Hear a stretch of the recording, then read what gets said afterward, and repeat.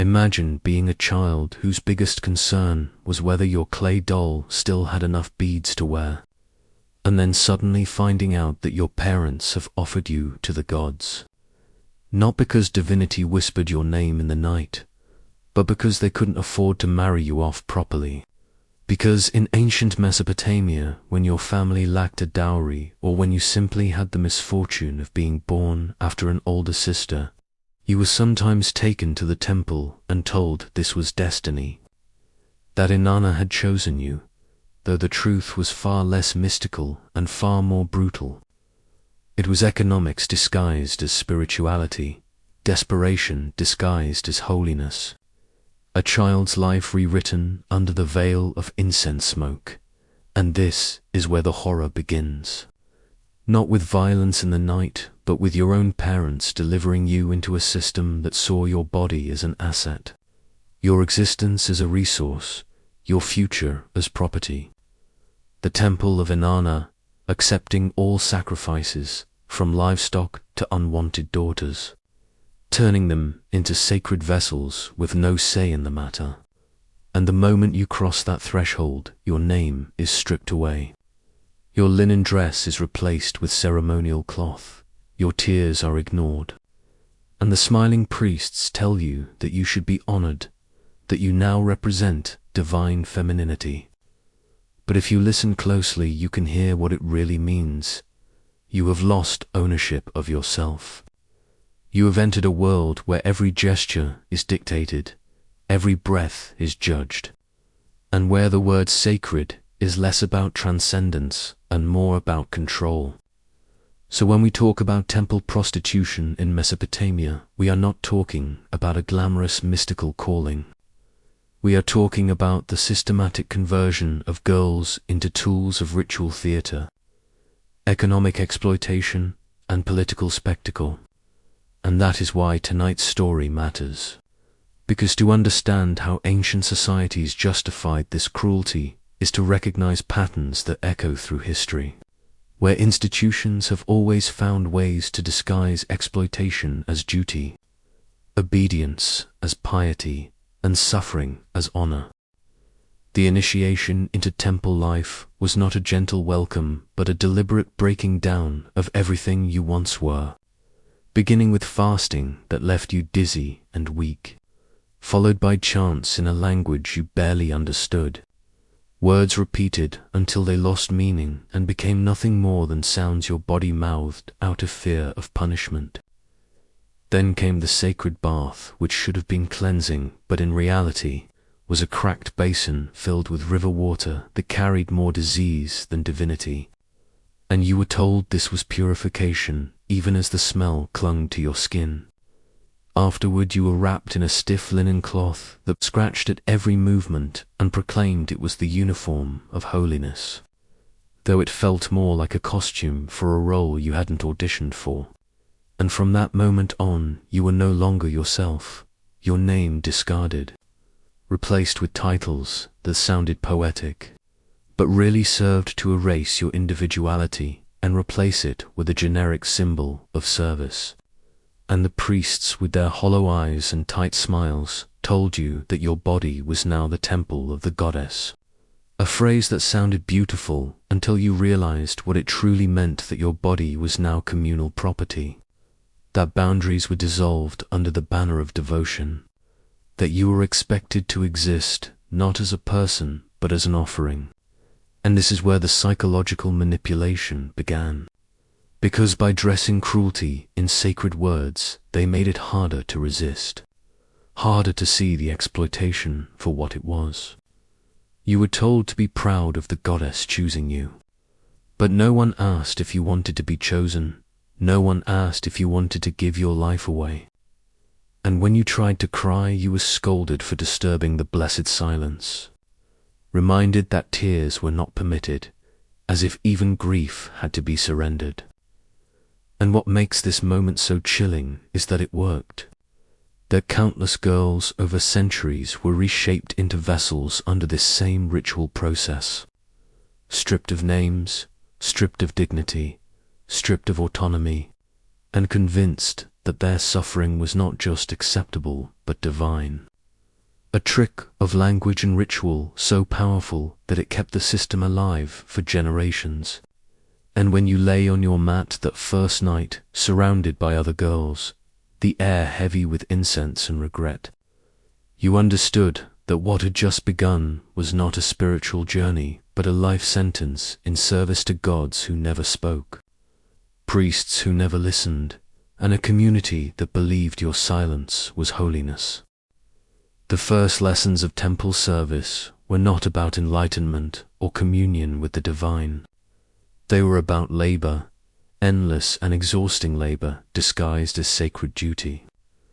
Because before you were ever trusted with a hymn, you were handed a broom, told that the goddess loved a clean floor, which sounded noble until you realized it meant scraping goat droppings from the stone tiles, while priests strolled past, pretending not to notice. And what struck you quickly was that every task came wrapped in spiritual language. When you hauled heavy jars of grain, it was called an offering. When you polished statues until your fingers bled, it was called reverence. When you swept incense ash from the altars, it was called devotion. But underneath the poetry, it was unpaid work. The temple running on the bodies of girls who had no choice.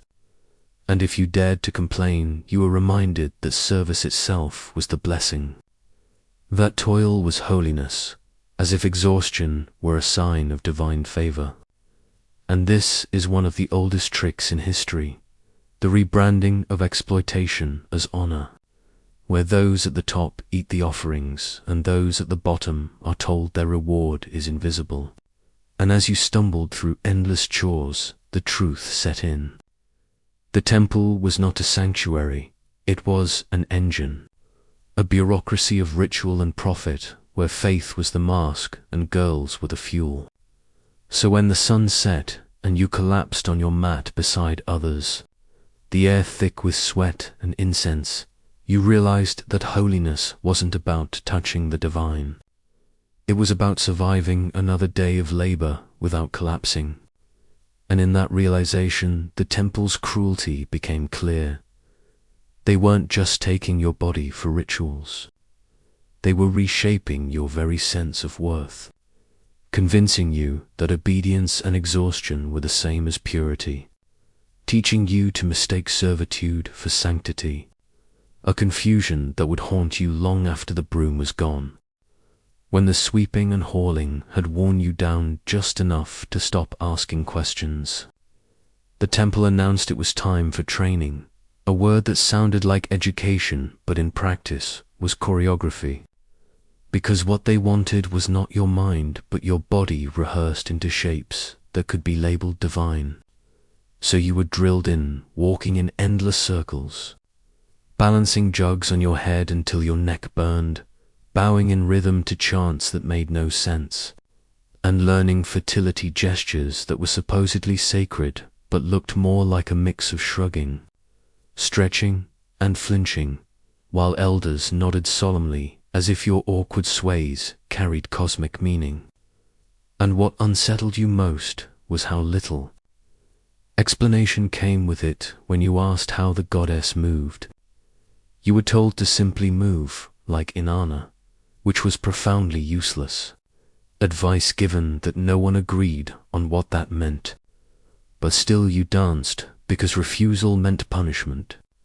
And over time you realized the purpose was not to channel divinity, but to prepare you for an audience, to turn you into living theater, your body staged as a symbol of myth, while men watched from the shadows, merchants, scribes, and priests, disguising their gaze as reverence.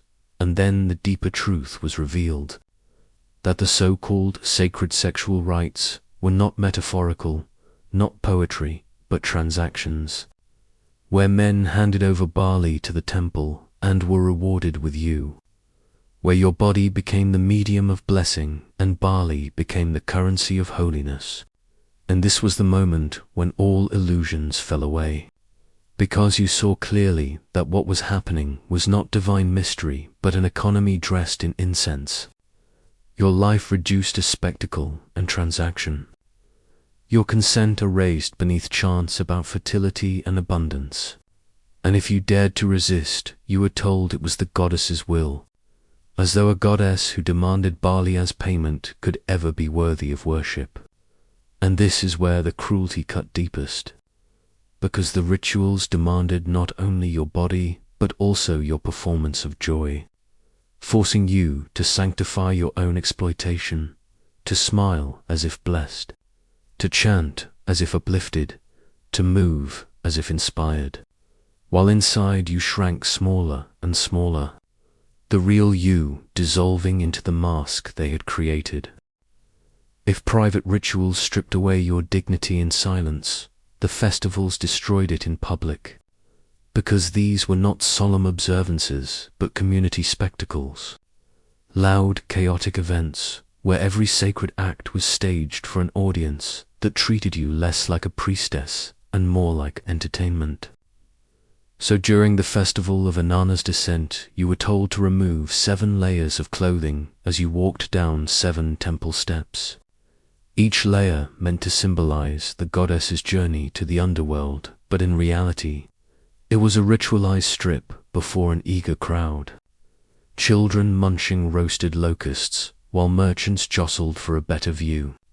Priests reciting poetry that was supposedly cosmic, but often just veiled complaints about grain taxes. And you stood there trying not to cry while flower petals and leers rained down on you. Then came the sacred marriage rite, where the high priest or sometimes the king himself would symbolically become Dumuzi, the divine consort, which meant you were publicly paired with him in a ritual act that blurred the line between worship and politics, blessing the crops while you silently wondered whether anyone saw the hypocrisy of treating your humiliation as communal nourishment. And afterward the city feasted, laughter filling the streets, while you stumbled back to your mat reeking of incense and sweat, too drained to feel anything but shame. Yet you were told this was glory, that you had blessed the people, though no one asked what it felt like to be reduced to theater. And this is the harsh truth that history often forgets, that religion has long been staged as spectacle, and that behind the chants and costumes there are always bodies paying the hidden price. In this case, young women paraded as symbols while their humanity was erased, and when you walked in procession under the sun, sheer linen clinging to your skin, petals sticking to your sweat, the applause of the crowd sounded less like praise and more like chains, a reminder that you belonged to everyone and no one, trapped in rituals that claimed to honor the gods but really served to remind the community of their power over you. Outside of festivals and rituals, daily life inside the temple stripped away whatever illusions of holiness still lingered, because the truth was not incense and glory but filth, hunger, and neglect, conditions so degrading they mocked the idea that you were sacred. Your bath being a cracked basin filled with tepid river water that smelled of silt and rot, shared between several girls, your soap nothing more than a lumpy mixture of ash and animal fat that left your skin raw. And if you were lucky, you had enough water to splash your face before the basin was claimed by someone else, while the elite priestesses and high officials bathed in courtyards with drainage systems, oils, perfumes, and servants, proof that sacredness was tiered, with comfort reserved for those in power and austerity weaponized against those at the bottom. And hygiene was only the beginning, because the food was as grim as the baths. Lentil stew so thin you could see the bottom of the bowl, flatbread that broke teeth if you weren't careful, and occasionally a handful of dried dates if some merchant had been generous with offerings, while priests dined on honey, figs, lamb, and fresh beer. So you went to sleep each night, not nourished but simply not dead, lying shoulder to shoulder with other girls on mats that smelled of mildew, rats scratching in the walls, and lice crawling through your hair. Your ceremonial tunic rarely washed because there was no time, no soap, and no priority given to your dignity.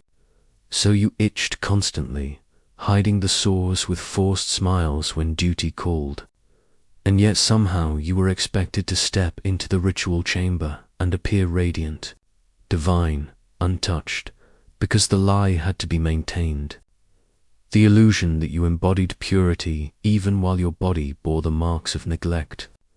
And this contradiction reveals something essential about systems of power, that they do not need you to actually be holy. They only need you to look holy when called upon, to wear the mask long enough for the ritual to impress the audience, because what mattered was not your health but the show, not your dignity but the continuation of a system that thrived on keeping you alive just enough to serve. And as you lay awake, scratching at your skin, the chants echoing outside, you understood that sacredness here was not beauty or balance, it was survival in filth reframed as piety. The first time you were summoned for a so-called sacred union, you thought perhaps the men who came would carry themselves like heroes from hymns, that they might smell of cedar wood or wine, that their words would echo poetry. But instead, what shuffled through the curtain was a grain merchant with sweat stains down his tunic, clutching 3 handfuls of barley and a half-eaten fig as tribute. And in that instant you realized that nothing about this rite was divine, that the temple was running a marketplace disguised as worship. And you were the commodity, your body the altar upon which barley became holiness, the priests pocketing the grain while you endured the humiliation. And the men themselves rarely matched the script you had been forced to memorize. Some were awkward and silent, others boastful and entitled. A few left tokens like broken beads or scraps of verse, believing their gestures meant love, confusing your trained smile for desire. And what unsettled you most were not the cruel ones, but the romantics, those who convinced themselves they were chosen lovers rather than paying participants, because their delusion made the lie harder to bear. And through it all you were expected to bless them afterward, whispering words of favor while holding back nausea or laughter, turning every transaction into a ritual with a veneer of sacredness. And the hypocrisy hung heavy in the air, because these were not devotees seeking transcendence. They were townsmen seeking access, legitimized by the temple. And what makes this even more haunting is how the system convinced them to. How ordinary men came to believe that their barley purchases were offerings to a goddess rather than fees to exploit a girl. A lie so complete it deceived both buyer and seller while consuming the body of the one who had no choice. And when you rose afterward, linen sticking to your skin, the priest waiting with a satisfied nod, you understood in your bones that this was not worship but an economy of control. And that sacredness here was just another word for profit. If the men who passed through the ritual chamber made you feel used, it was the priests who made you feel owned, because their eyes were everywhere, watching from behind curtains, lurking behind pillars, scribbling notes on scrolls as if your life were a performance they had been hired to critique. And they never called it surveillance, they called it ensuring ritual purity, though it felt less like devotion and more like being trapped inside a play where every movement was directed by someone else. If you swayed too slowly, they said, your posture lacked grace. If you swayed too quickly, they said you were mocking the goddess. If you didn't smile enough, you were cold. If you smiled too much, you were indecent. So every gesture became a risk, every word a potential mistake. And you began to monitor yourself, policing your own laughter, your own sighs, even the way you blinked when incense smoke burned your eyes, because you knew that somewhere in the shadows a priest was watching and would call it irreverent. And this is the heart of their power, not just the control of your body during rituals, but the colonization of your mind, reshaping you until you no longer knew where their judgment ended and your own thoughts began. A form of manipulation so subtle it made you complicit, turning you into your own jailer, and history shows this pattern again and again, whether in temples, courts, or modern institutions. Surveillance has always been framed as guidance, as oversight, as necessary discipline, but its real purpose is fear. Fear that keeps you silent, compliant, and endlessly self-correcting, and sometimes, in those rare moments you dared to glance at a priest as he sat behind his curtain munching pomegranate seeds while pretending to take notes. You felt the absurdity of it all, how holiness had become theater, how you were less a vessel of the divine and more a contestant in a rigged performance, judged by men who never risked humiliation themselves. And the longer you lived under their eyes, the more you realized that the goddess was not watching you. It was always the priests, and the only god they served was control. If life inside the temple meant scrutiny and humiliation, stepping beyond its walls brought a different cruelty, because the community did not see you as a victim but as a threat. Wives glaring as you passed through the marketplace, muttering curses under their breath, some deliberately bumping your jug so that water splashed down your tunic, others whispering to neighbors that you were corrupting their households. And the irony burned because it was not you who had chosen this path. It was their husbands who lined up with barley in hand. It was the priests who pocketed the offerings. Yet it was you who carried the blame, you who absorbed their resentment. And it created a cycle of hostility that left you isolated on all sides, scorned inside the temple and despised outside it.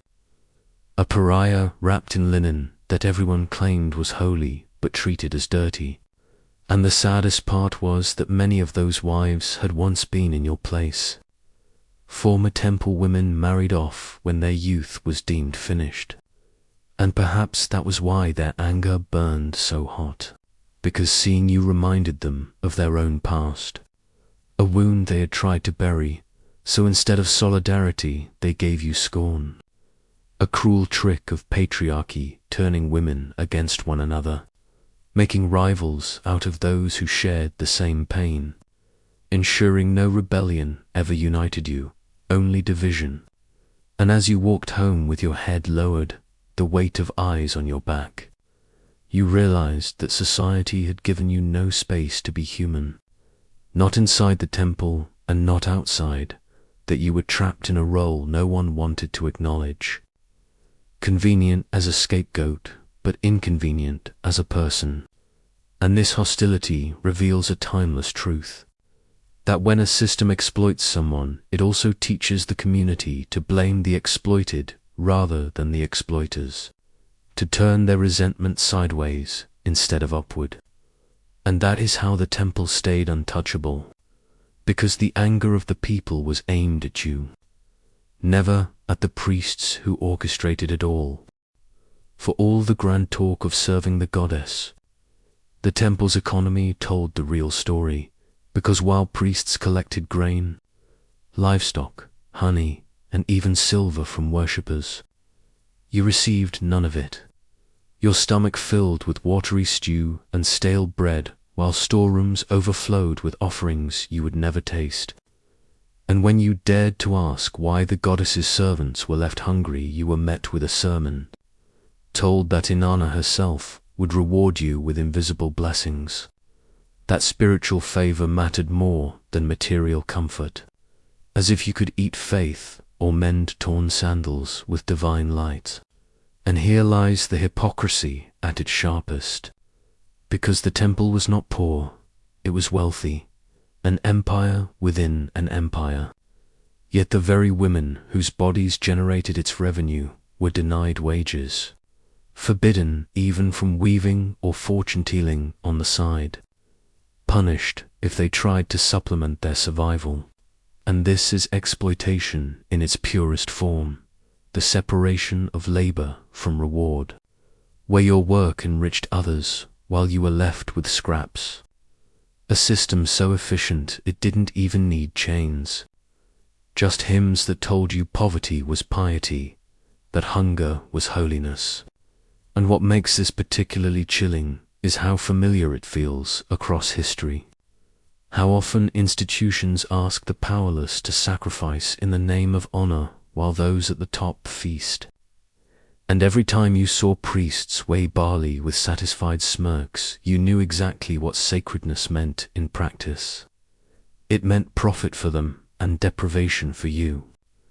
A divine theater whose backstage was greed, and at night, when you curled on your mat with an empty stomach, you could hear the clinking of coins in the treasury, the sound of your life translated into wealth that would never touch your hands, and you understood fully that the temple was less a sanctuary than a business, and you were less a servant of the goddess than an unpaid employee trapped in eternal debt.